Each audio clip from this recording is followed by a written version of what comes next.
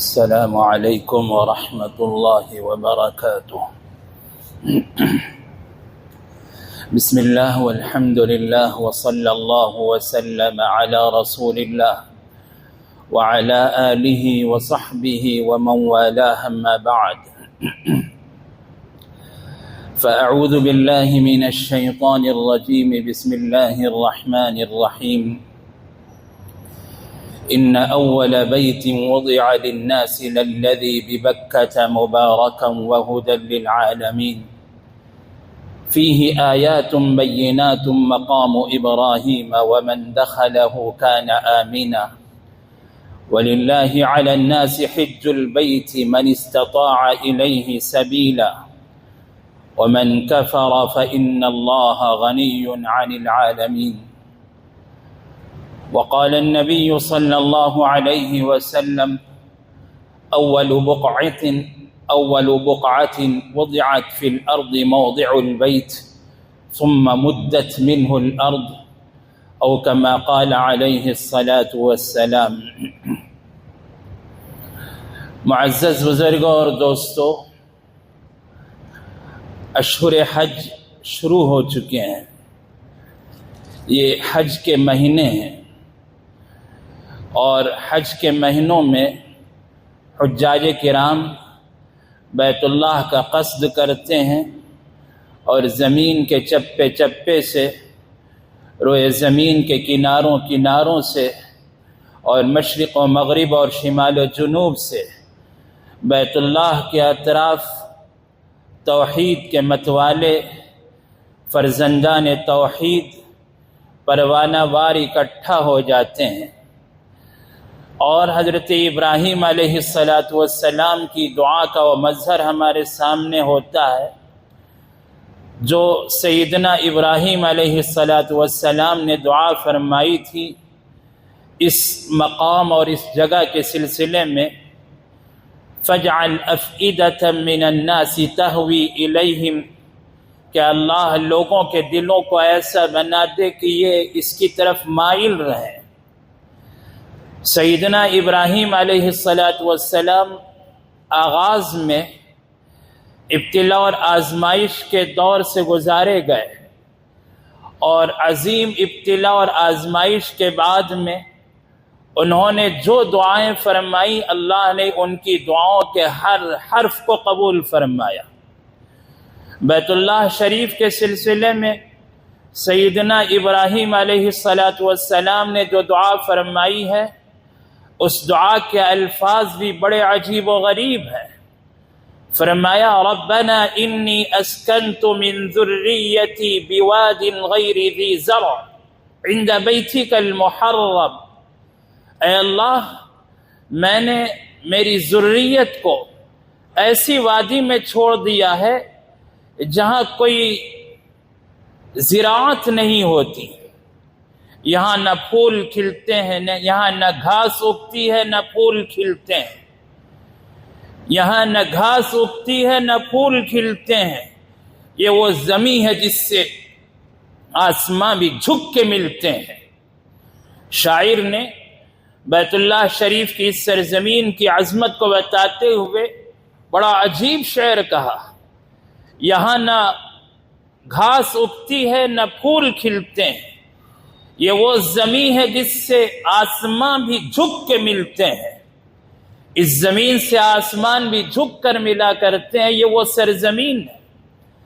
اور ایسی سرزمین کے بارے میں حضرت ابراہیم علیہ السلام نے فرمایا کہ یہ وادی غیر ذی زرع ہے، یہاں زراعت نہیں ہوتی، کھیتی باڑی نہیں ہوتی، یہ ہری بھری زمین نہیں ہے، لیکن عند بیتک المحرم، آپ کا محترم گھر یہاں موجود ہے اور آپ کے محترم گھر کے پاس میں نے اپنی ذریت کو چھوڑ دیا ہے. اس لیے حضرت ابراہیم علیہ السلام نے آگے فرمایا ربنا لیقیموا الصلاۃ، اللہ میرا مقصد یہ ہے کہ یہ نماز قائم کریں. فاجعل افئدۃ من الناس تہوی الیہم، لوگوں کے دلوں کو ایسا بنا دیں کہ یہ اس کی طرف مائل رہیں، اس کی طرف کشاں بڑھتے ہوئے آئیں. سیدنا ابراہیم علیہ السلام نے لوگوں کے جسموں کا تذکرہ کرنے کے بجائے دلوں کا تذکرہ فرمایا. افئدہ، افئدہ فؤاد کی جمع ہے اور فؤاد دل کو کہتے ہیں. فاجعل افئدة من الناس، اے اللہ لوگوں کے دلوں کو اس کی طرف مائل فرما دے. دلوں کا جو میلان ہے اس میلان کی حضرت ابراہیم علیہ السلام نے دعا فرمائی. اور ظاہر سی بات ہے جسمانی طور پر جو اس مقام پر پہنچتے ہیں وہ روئے زمین کی ایک مختصر تعداد ہوتی ہے اور فرزندان توحید کی ایک محدود تعداد ہوتی ہے جو بیت اللہ کے پاس جمع ہوتی ہے. لیکن پوری روئے زمین میں بسا ہوا ہر ایمان والا اس سے ایسا وابستہ ہے کہ اس کا دل اسی سے جڑا ہوا ہے. فاجعل افئدہ، اے اللہ دلوں کو آپ ایسا بنا دے کہ اس کی طرف وہ کشا بڑھے ہوئے ہوں. ہم دن میں کم از کم 5 مرتبہ بیت اللہ کی طرف رخ کر کے نماز پڑھتے ہیں، اور جب بھی قبلے کی طرف رخ کر کے نماز پڑھتے ہیں، نماز کی نیت باندھتے ہیں تو بیت اللہ کی یاد دل و دماغ میں تازہ ہو جاتی ہے اور بیت اللہ کی تڑپ اور لگن دلوں میں ایسی پیدا ہو جاتی ہے. یہ حضرت ابراہیم علیہ السلام کی دعا کا مظہر ہے کہ بیت اللہ سے جو لگاؤ ہے، جو محبت ہے، جو تڑپ ہے، اور بیت اللہ کی طرف جو دلوں کا میلان ہے، حضرت ابراہیم علیہ السلام کی دعا کا یہ ثمرہ اور نتیجہ ہے جو انہوں نے دعا فرمائی فَاجْعَلْ أَفْئِدَةً مِّنَ النَّاسِ. اور بیت اللہ کی بہت ساری خصوصیتیں ہیں، اس کی امتیازی شان ہے، اس کے بہت سارے کمالات ہیں. بیت اللہ شریف کو اللہ تعالیٰ نے روئے زمین میں اپنی عبادت کا پہلا گھر بنایا. ان اول بیت وضع للناس للذی ببکۃ مبارکہ، فرمایا لوگوں کی عبادت کے لیے روئے زمین میں جو پہلا گھر بنایا گیا وہ بیت اللہ ہے جو مکے میں موجود ہے. عبادت انسانی زندگی کی تخلیق کا مقصد ہے. اللہ نے انسانوں کو اسی لیے پیدا فرمایا کہ وہ عبادت کریں، اور اس مقصد کی تکمیل کے لیے اللہ نے اپنا گھر بنایا، اور اپنا گھر سب سے پہلا بیت اللہ شریف کو قائم فرمایا مکہ مکرمہ میں. دنیا کے بتکدوں میں پہلا وہ گھر خدا کا. علامہ اقبال فرماتے ہیں دنیا کے بتکدوں میں پہلا وہ گھر خدا کا، ہم اس کے پاسباں ہیں وہ پاسباں ہمارا. یہ بیت اللہ کی شان ہے. حضرت ابراہیم علیہ السلام نے جس کی تعمیر فرمائی، اور اس تعمیر سے پہلے اس کو فرشتوں کی طرف منسوب کیا گیا. اس کی تعمیر فرشتوں کی طرف منسوب ہے. اس کی تعمیر سیدنا آدم علیہ السلام کی طرف منسوب ہے، اور اسی سے روئے زمین کو پھیلایا گیا. امام بیہقی رحمہ اللہ نے ایک روایت نقل فرمائی ہے، رسول اللہ صلی اللہ علیہ وسلم نے ارشاد فرمایا اول بقعۃ وضعت فی الارض موضع البیت ثم مدت منہ الارض. فرمایا روئے زمین پر سب سے پہلا حصہ جو بنایا گیا وہ بیت اللہ کا حصہ ہے. بیت اللہ کی زمین روئے زمین کا پہلا حصہ ہے. ثم مدت منہ الارض، پھر اس سے پوری روئے زمین کو پھیلایا گیا. پہلا یہی نقطہ آغاز ہے بیت اللہ کی جگہ، اور یہاں سے پھر پوری زمین کو پھیلایا گیا ہے. تو یہ زمین کا پہلا حصہ ہے. یہ عبادت کے لیے پہلا گھر بنایا گیا ہے. اسے بیت اللہ کہا گیا، اسے بیت حرام کہا گیا، بیت عقیق کہا گیا. یہ ارض مقدس، یہ مقدس سرزمین، یہ حرمت اور عظمت والی سرزمین، یہ فضیلت والی سرزمین جس کے بارے میں روایتیں موجود ہیں کہ بیت اللہ جہاں ہے اس بیت اللہ کی سیدھ میں 7ویں آسمان میں بیت معمور ہے. بیت معمور فرشتوں کا قبلہ ہے، اور فرشتے اس کا روزانہ طواف کرتے رہتے ہیں، اور روزانہ 70,000 فرشتے طواف کرتے ہیں. جب ایک مرتبہ ان کو طواف کا موقع مل جاتا ہے تو دوبارہ ان کو بیت معمور کے طواف کا موقع نہیں ملتا ہے. فرشتوں کی تعداد اتنی زیادہ ہے، اور یہ فرشتوں کا جیسے آسمانوں میں قبلہ ہے ویسے روئے زمین میں بیت اللہ انسانوں کا قبلہ ہے. اور انسانوں کے لیے طواف کی جگہ اسے بنایا گیا ہے، اور پھر بیت معمور کے بالکل سیدھ میں عرش الہی ہے، اور اللہ تعالیٰ کی توجہات اور تجلیات عرش الہی سے ہوتے ہوئے بیت معمور سے ہو کر سب سے پہلے بیت اللہ پر نازل ہوتی ہیں، پھر بیت اللہ سے اس کی شعاعیں پوری روئے زمین میں پھیلتی ہیں۔ یہ بیت اللہ کی عظمت ہے، بیت اللہ شریف کی خصوصیت ہے، اور بیت اللہ شریف کی فضیلت ہے۔ گویا عرش معلیٰ سے اگر کوئی چیز گرائی جائے تو بیت معمور سے ہوتے ہوئے سیدھے بیت اللہ کی چھت پر آ کر گرے گی۔ یہ بیت اللہ کی عظمت ہے اور اس کی خصوصیت ہے۔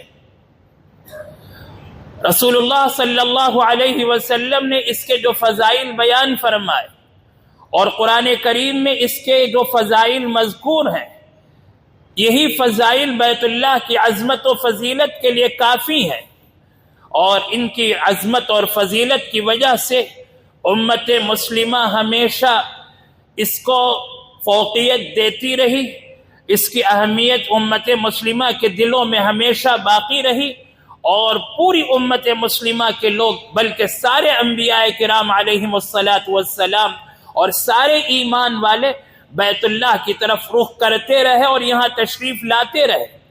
جب روئے زمین پر حضرت آدم علیہ الصلاۃ والسلام کو پہلی مرتبہ اتارا گیا، اور آسمان سے جنت سے جب زمین پر اتارے گئے تو ہندوستان کی سرزمین میں اتارے گئے۔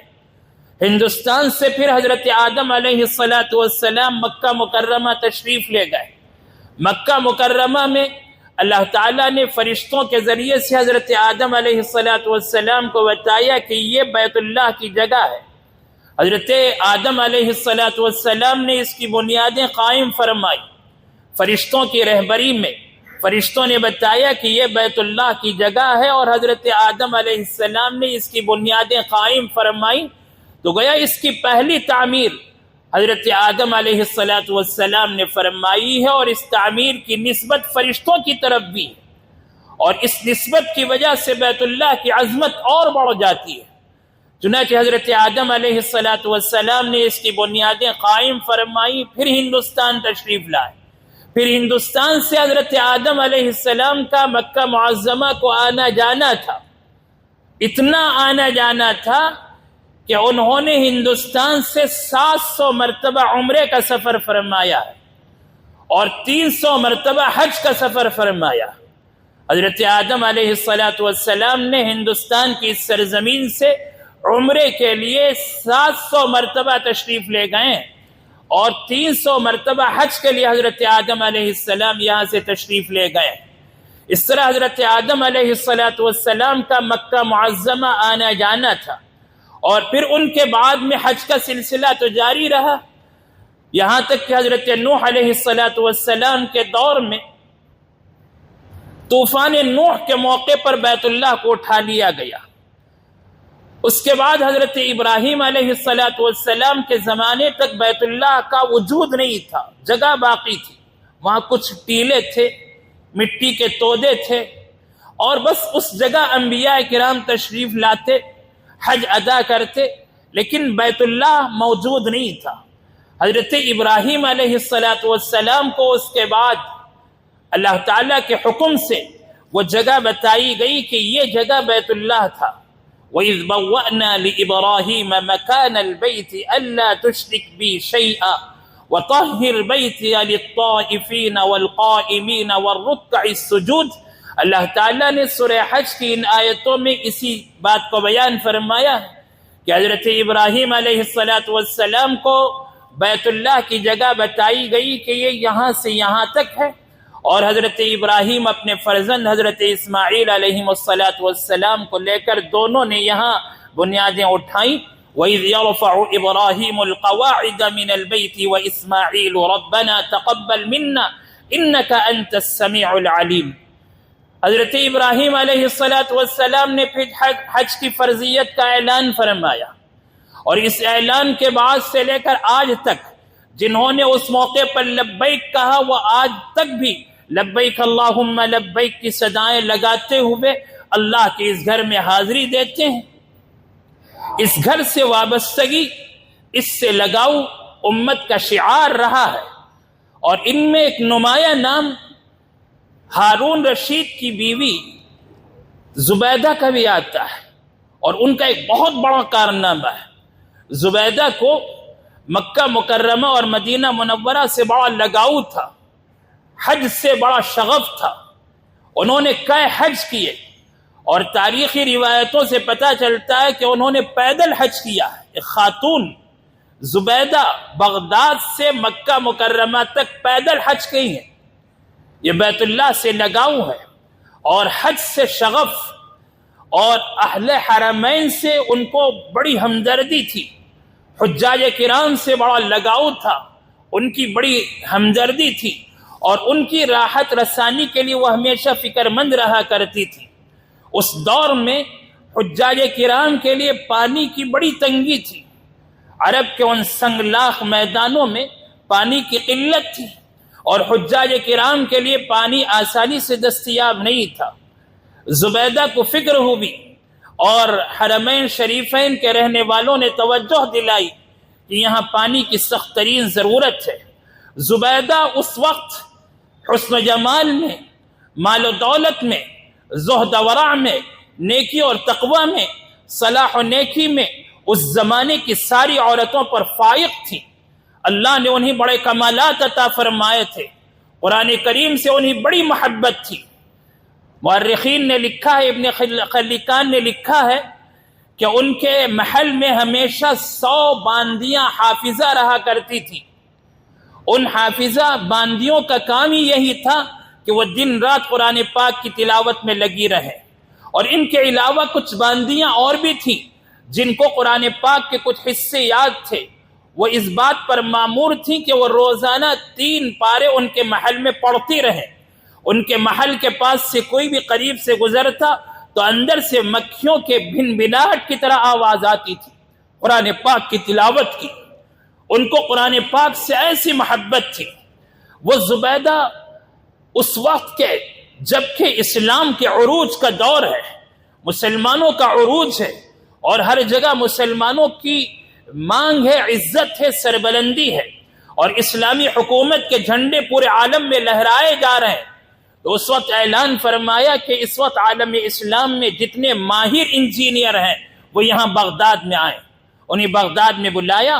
ان ماہر انجینئروں کے سامنے انہوں نے ایک رائے رکھی کہ میں ان عرب کے سنگلاخ میدانوں میں نہر کھدوانا چاہتی ہوں کسی بھی طرح، اور اس نہر کا مقصد یہ ہے کہ مکہ مکرمہ کی گلی گلی میں، محلے محلے میں ہر حاجی کے لیے میٹھا پانی دستیاب ہو جائے، ایسی نہر وہاں کھدوانی ہے، خرچ چاہے جتنا آ جائے۔ وہ اہل حرم پر خرچ کرنے میں بالکل پیچھے نہیں ہٹتی تھی۔ ایک تاریخی روایت ہے کہ ایک مرتبہ 60 دن کا ان کا سفر حج تھا، اور صرف 60 دن میں انہوں نے 5 کروڑ 40 لاکھ درہم خرچ کیے ہیں حاجیوں کے لیے۔ صرف 60 دن کے سفر حج میں 5 کروڑ 40 لاکھ درہم حاجیوں کے لیے خرچ کیے ہیں۔ اور جب نہر کھدوانے کا مرحلہ ان کے سامنے آیا تو انہوں نے انجینئروں سے کہا کہ نقشہ تیار کرو۔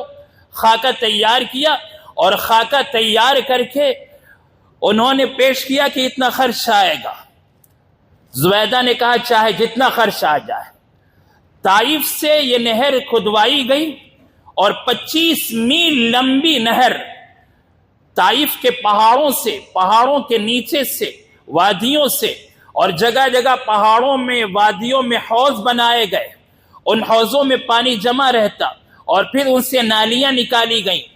ان نالیوں کو اس نہر سے جوڑ دیا گیا، اور یہ نہر 25 میل لمبی طائف سے لے کر مکہ مکرمہ تک پہنچی تھی، اور حجاج کرام کے لیے پانی کا انتظام ہوا۔ ایک تو یہ نہر تیار کی 25 میل لمبی نہر، اور دوسری نہر انہوں نے تیار کی وادی نعمان سے، جو عرفات سے لگی ہوئی وادی ہے۔ وادی نعمان سے عرفات، مزدلفہ، منا ہوتے ہوئے یہ نہر سیدھے بیر زویرہ میں جاتی تھی۔ بیر زبیدہ یہ بالکل حرم شریف کے قریب ایک کنواں تھا، اس کنویں میں جاتی تھی یہ نہر، اور اس کے ذریعے سے عرفات، مزدلفہ اور منا میں جتنے حجاج کرام ہوتے ان کے لیے وادی نعمان کے اس حوض سے میٹھے پانی کا انتظام کیا گیا، اور وادی نعمان میں جو چشمہ تھا اس پانی کے چشمے کا انتظام اس نہر کے ذریعے سے عرفات کے لیے، مزدلفہ کے لیے، مینا کے لیے، سارے حجاج کے لیے شیریں اور میٹھے پانی کا انتظام کیا۔ یہ نہر زبیدہ وہ ہے جو آج تک بھی اس کے نشانات باقی ہیں، اور 12 صدیوں تک، 1200 سال تک امت اس سے استفادہ کرتی رہی، 1200 سال تک۔ یہ نہر زبیدہ ایسا صدقہ جاریہ ہے جس کی تعمیر میں 17 لاکھ دینار خرچ ہوئے، 17 لاکھ دینار، سونے کی اشرفیاں، کوئی معمولی دولت نہیں ہے۔ انہوں نے اپنے صرف خاص سے یہ دونوں نہریں حجاج کرام کے لیے جاری کی۔ اللہ نے اسے ایسے قبول فرمایا کہ جب ان کی وفات ہوئی تو کسی نے خواب میں دیکھا زبیدہ کو، پوچھا کیا ہوا؟ فرمایا میرا حساب و کتاب شروع ہوا، میں نے دیکھا کہ جو نہر کی تعمیر کے لیے پہلا پھوڑا مارا گیا، اس پہلے پھوڑے کی برکت ہی سے اللہ نے میری مغفرت فرما دی۔ پہلا پھوڑا اس نہر کے لیے جو پڑا، پھر اس کے آگے ان کے اخراجات، ان کی فکریں، اور پھر اس کام سے ان کے لگاؤ کا عالم یہ تھا کہ جو ان کا چیف انجینئر تھا اس نے سارا حساب و کتاب تعمیر کے بعد میں تیار کیا، اور پورا حساب و کتاب لے کر وہ مکے سے پہنچا بغداد میں۔ اس وقت وہ دجلہ کے کنارے زبیدہ تفریح میں مشغول تھی۔ یہ حساب و کتاب لے کر زبیدہ کے یہاں پہنچے اور زبیدہ کے سامنے پیش کیا کہ یہ حساب و کتاب ہے۔ انہوں نے سارا حساب و کتاب کے وہ کاغذات ہاتھ میں لیے، اور زبیدہ نے اسی موقع پر سارے حساب و کتاب کے کاغذات پھاڑ کر اسی وقت دریائے دجلہ میں پھینک دیا۔ فرمایا آخرت کے حساب کے لیے ہم اس حساب کو چھوڑتے ہیں، آخرت کے حساب کی آسانی کے لیے ہم دنیا کے اس حساب کو چھوڑ دیں گے۔ بتاؤ اب ہمیں کچھ دینا ہے تمہیں؟ اگر کچھ دینا ہے تو ہم سے لے لو، اگر تمہارے پاس ہماری کچھ رقم باقی ہے تو ہمیں معاف ہے، میں نہیں لوں گی۔ انہوں نے اس طرح اس حساب و کتاب کو اتنی آسانی سے چھوڑ دیا، اور اس نہر زبیدہ کی تعریف کی۔ یہ امت کا لگاؤ، امت کا شغف، امت کی محبت بیت اللہ شریف سے ہے۔ بیت اللہ شریف کی یہ جو عظمت ہے، فضیلت ہے، روایتوں میں آتا ہے کہ صرف رکن یمانی اور حجر اسود کے درمیان 70 انبیاء کرام علیہم السلام مدفون ہیں۔ رکن یمانی اور حجر اسود کے درمیان کی جو زمین ہے وہ کوئی زیادہ لمبا فاصلہ نہیں ہے، اس مخصوص اور محدود خطے میں 70 انبیاء کرام علیہم السلام آرام فرما رہے ہیں، تو بیت اللہ شریف کو اللہ نے کیسی عظمت عطا فرمائی ہوگی۔ یہ بیت اللہ کی عظمت و فضیلت ہے جس کے بارے میں اگر کہتے رہیں تو دن گزرتے جائیں گے، راتیں بیتتی جائیں گی، اور اس کی فضیلت ختم نہیں ہوگی۔ ایسے بیت اللہ سے ہمارے دلوں کا جو لگاؤ ہے، یہ حضرت ابراہیم علیہ السلام کی دعا کا وہ ثمرہ ہے جو انہوں نے فرمایا فَجْعَلْ أَفْئِدَةً مِّنَ النَّاسِ، اللہ لوگوں کے دلوں کو اس طرف مائل فرما دے۔ جو جسمانی طور پر حجاج کرام بیت اللہ میں حاضری دیتے ہیں یہ ان کی سعادت ہے، اور جو دلوں کے میلان کے ساتھ دلوں میں تڑپ اور محبت لے کر زندگی گزارتے ہیں یہ بھی ایمان کی علامت ہے، اور حضرت ابراہیم علیہ السلام کی دعا کا ثمرہ ہے کہ ہمارے دل اس کی طرف مائل ہیں، اور روزانہ کم از کم 5 مرتبہ ہر نماز میں قبلے کی طرف نیت کر کے ہم نماز میں کھڑے ہوتے ہیں تو بیت اللہ کی طرف دل مائل ہوتا ہے، دلوں میں تڑپ پیدا ہوتی ہے۔ ہم مرتے بھی ہیں تو ہمارا رخ بیت اللہ کی طرف ہوتا ہے۔ ہماری زندگی اور ہماری موت کے لیے اللہ تعالیٰ نے اسی بیت اللہ کو ہمارا ایمانی شعار بنایا ہے، اس لیے اس کی جتنی محبت ہوگی یہ ہمارے ایمان کی علامت ہے۔ اللہ ہمیں بیت اللہ کی عظمت ہمارے دلوں میں باقی رکھے، اس کی حرمت اور اس کی عظمت اللہ تعالی ہمارے دلوں میں اجاگر فرمائے، اور اللہ ہم میں سے ہر ایک کو بار بار بیت اللہ کا دیدار میسر فرمائے۔ آمین۔ وآخر دعوانا ان الحمد للہ رب